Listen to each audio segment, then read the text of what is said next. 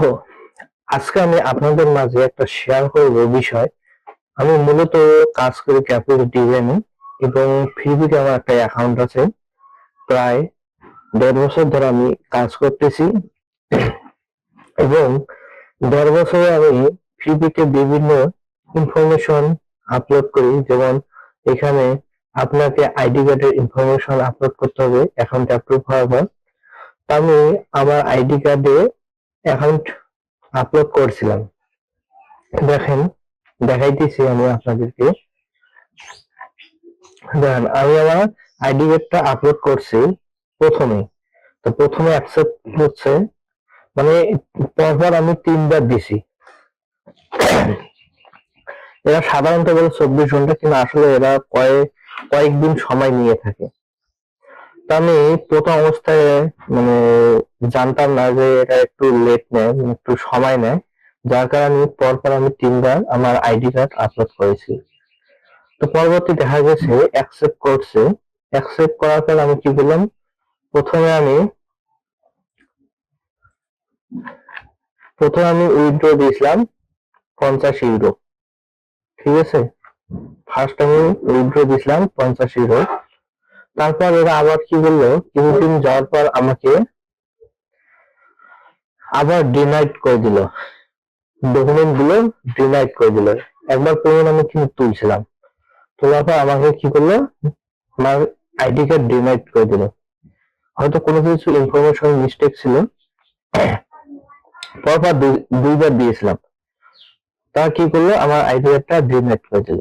পরে আমি আবার দিলাম, পরে আবার যা হোক অ্যাকসেপ্ট হলো।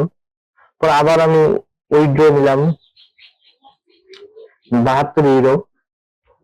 তারপর আবার কিছুদিন যাওয়ার পর কি হলো, আবার ডিনাইট করে দিল।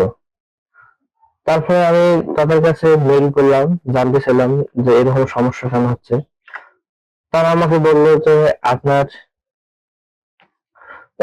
ইনফরমেশন কিছু মিস্টেক আছে। তা আমি আবার সঠিকভাবে দিলাম। দেওয়ার পর আমি তাদের কিছু শব্দ বুঝতে পারিনি, মানে মিনিংফুল করে পড়ে নিতে পারিনি। মানে আমার ওই সময় মাথার মধ্যে কাজ করছিল না। আমি কি করছিলাম, যে আমাকে মেইলটা দিয়েছিল, মেইলটা আমি যে গুগলে ট্রান্সলেট করবো এটা আমি করিনি। না করে আমি আমার নিজের মতো করে ব্যাখ্যা করে আমি বাংলা করে নিয়েছিলাম। তারপর আমি আবার ইনফরমেশন দিয়ে দিলাম। আমি কি করছিলাম,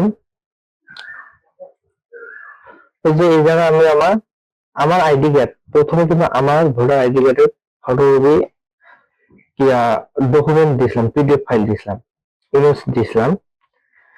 তারপরে পরে আবার ডিলিট করে দিছিল কিছু কারণ ওরা বলছিল। তারপরে তারা যে আমার মেইলটা দিয়েছিল, মেইলটা আমি ভালোভাবে মিনিংফুল করে পড়তে পারিনি, যার কারণে আমি পরবর্তী কি করলাম, অন্য আরেকটি আইডি কার্ড দিলাম। ঠিক আছে, এই আইডি কার্ডটা আমি দিয়েছিলাম। তো এই আইডি কার্ডটা দেওয়ার পর ওরা আবারও আমাকে ডিলিট করে দিল,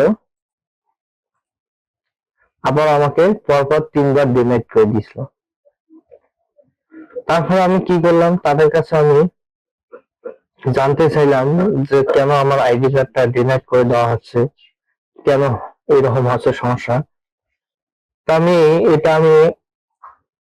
যে রেকর্ডিং করে রাখছিলাম, তাদের সাথে যে আমি কথাবার্তা বলছিলাম,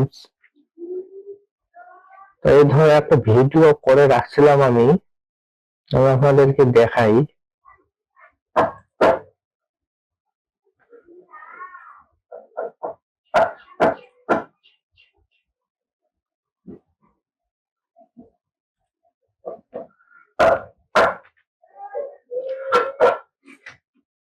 এই যে আমি তাদের সঙ্গে কথাবার্তা বলি, যে ব্যক্তিগত করতে সাহায্য করে সর্বদা আমি গোপনীয়তা প্রতিক্রিয়ার সাথে তারা আমার সাথে কন্ট্যাক্ট করলো। আমি তাদের সাথে কন্ট্যাক্ট করলাম এআই এর মাধ্যমে। ফিল্মকে এআই এর চ্যাটবটের সঙ্গে আমি তাদের কথা বললাম। ফিল্মকে এআই এর সাথে আমি কথা বললাম।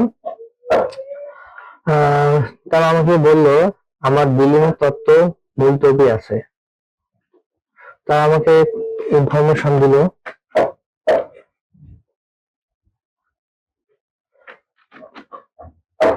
তারপর আমি স্ক্রিনশট দিয়ে দিলাম তাদেরকে যে এরকম দেখেন আমার অ্যাকাউন্টটা ডিলিট করে দিচ্ছে। স্ক্রিনশটটা দিলাম, তারা আবার আমাকে মেসেজ দিছে।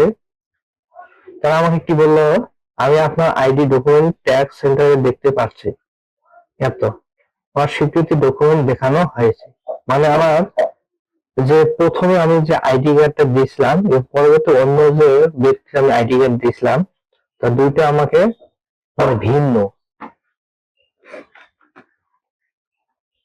তারপরে তারা আমাকে সুন্দরভাবে ব্যাখ্যা করে দিল, আপনার প্রোফাইলে থাকা আইডি নাম্বারটা আপনার ডকুমেন্টের সাথে আছে, তার সাথে ঠিক মেলে কিনা তার দুবার পরীক্ষা করে দেখুন।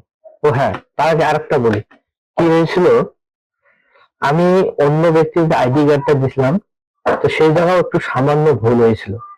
কিরকম ভুল আমি আপনাদেরকে দেখাই।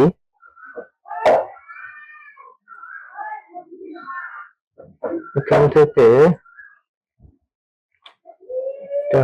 হ্যাঁ, এই যে দেখেন, এই জায়গায় আমি নামটা লিখছি ছোট হাতের, ঠিক আছে, সব অক্ষরগুলো ছোট হাতে দিছি, যার কারণে ভুল হয়েছে। তারপর এখানে দেখেন, এই যে আইডি কার্ডটা আমি যে নাম্বারটা দিছি, এখানে কিন্তু 3 সংখ্যার পর পর একটা স্পেস আছে, আমি এই স্পেসটা দিইনি, যার কারণে এরা এটা ভুল দেখাইছে। তারপরে কি হয়েছে, ফোন নাম্বার শেষে যেহেতু বাংলাদেশের একটা কোড আছে +88, এই কোডটা আমি দেইনি ফোন নাম্বারের সাথে, এই কারণে আমার রিজেক্ট করে দিয়েছে। এটা হচ্ছে মূল সমস্যা। তারপরে আমাকে চ্যাটজিপিটি কি বললো, ফিডব্যাক আমাকে কি বললো, পরবর্তী আমি আমার আইডি কার্ডটা দিলাম, আমাকে এই যে এরা সুন্দরভাবে বুঝে দিছে। দেখেন যে যেটা আমি বললাম যে স্পেস, এই যে আমি সমস্যাটা বুঝতে পারছি লক্ষণ, তোমার আইডি কার্ডে এত এত দেখাচ্ছে, কিন্তু তুমি তোমার প্রোফাইলে লিখেছো, মানে স্পেস আমি দিইনি, এটা দেখেন উপরে স্পেস আকারে দিছে, মানে উপরে যেভাবে দিছে এভাবে আমাকে লিখে দেওয়া লাগতো। কিছু জায়গা খালি আছে, আপনার ডকুমেন্ট যেভাবে ট্যাক্স আইডি ভেরিফিকেশন নাম্বারটি দেখানো হয়েছে ঠিক সেইভাবে লিখুন, আমাকে এইভাবে লিখতে বলছে। পরবর্তী আমাকে কি বললো, যে আমার ডকুমেন্ট আপডেট করা তথ্য নিখুঁত লক্ষণ, এখানে আপনি আপনার আইডি নাম্বারটি সঠিক ফরম্যাটে স্পেস আপডেট করেছেন। তারপরে এটা কি সহায়ক ছিল? তারপর পরবর্তী আমি বললাম ইয়েস ইট ইজ হেল্পফুল। তারপরে এইভাবে লিখে দেওয়ার পর কি হলো, আমি লিখে দিলাম সম্পূর্ণ ইনফরমেশন সঠিকভাবে দেওয়ার চেষ্টা করলাম, দিলাম। তারপরে আমাকে বললো আবার আমার অ্যাকাউন্টে ডিলিট করে দিল, আইডি আপলোড আইডি ডকুমেন্টটা আমার ডিলিট করে দিল। তারপরে আমার কি হলো, পেমেন্ট আটকা পড়ে গেল। এই পেমেন্টটা ছিল আমার আটকা পড়া, ঠিক আছে। আমি দেখাই এই পেমেন্টটা তোলার জন্য আমার কতদিন অপেক্ষা করা লাগছে।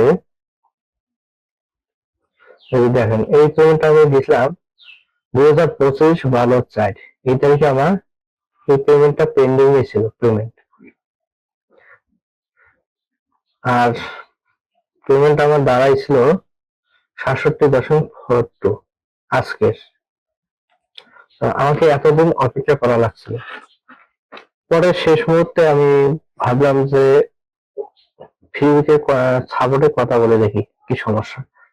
যাই হোক, তারপর ওরা আমাকে সুন্দরভাবে বুঝিয়ে দিছে। তারপর আমি আমার নিজের আইডি কার্ডটা আবার আপলোড করে দিলাম সুন্দরভাবে। পরবর্তী আবার আমার আইডি কার্ডটা অ্যাকসেপ্ট করে নিল, নেওয়ার পর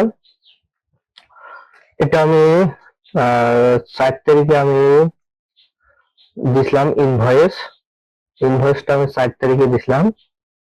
আমার এটা ঢুকছিল, যে দেখেন 4 তারিখে দিছিলাম। তারপর এখান থেকে আমাকে পেমেন্টটা ঢুকছিল, আমি আপনার মেইলটা দেখাই কয় তারিখে ঢুকছে। সম্ভবত এটা 14 তারিখে 10টা 11টার দিকে ঢুকছিল। এখান থেকে